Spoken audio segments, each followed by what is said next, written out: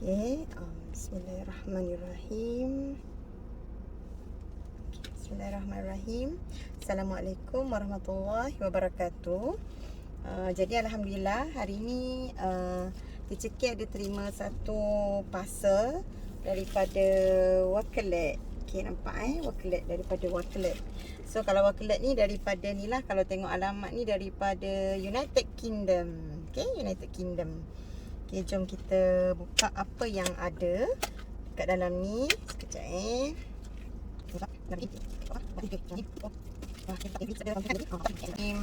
Wow.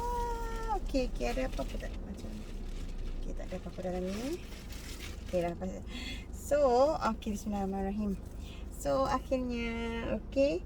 So, parcel daripada Wakelet Ambassador dah sampai. Alhamdulillah. Okay, dah sampai dah. So, apa yang ada kat dalam ni? Sayangnya nak buka ni. Sekejap. Buka.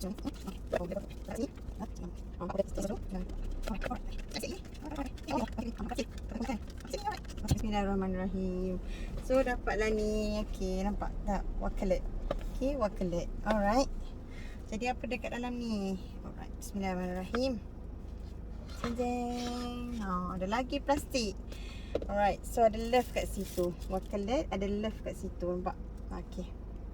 Okay. Mula-mula sekali apa yang nampak ialah pen Wakelet. Nampak pen.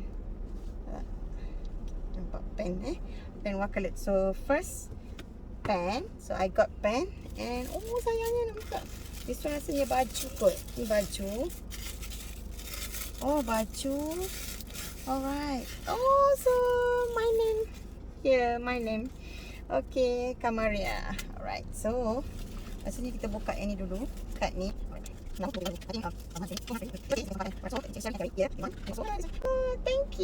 Thank you Wakelet. Thank you so much Wakelet Ambassador certificate. Alright. And another one is thank you for everything, Amy and James. Okay, thank you Amy and James. Okay, for this lovely. Alright, and yes, of course, this one untuk my participants. Okay, alright, okay. Oh my god, thank you so much. Alright, so point your camera at this image to access. Okay, alright, okay. So, alright, okay. So here, I got this one. Time Wakelet. Okay, for the things you can organize on Wakelet.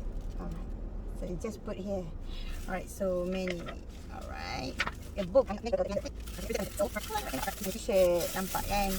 So lovely. So bismillahirrahmanirrahim. Alright, this one to open it. Lanyard. I got lanyard here. Okay, lanyard. Right, lanyard here, and we put here. And put here. Okay, lanyard from this one terbalik. Alright. Okay, silap. It's okay. Wakelet. Okay, Wakelet Ambassador. And the lovely t-shirt. Alright. T-shirt black. Alright. Wakelet Ambassador. Thank you so much Wakelet. So I will share time to time. Okay, I will continue my sharing to all my friends and my colleague. Alright, so let's Wakelet wave together. Bye, Teacher K, the Explorer. Thank you Wakelet. Bye.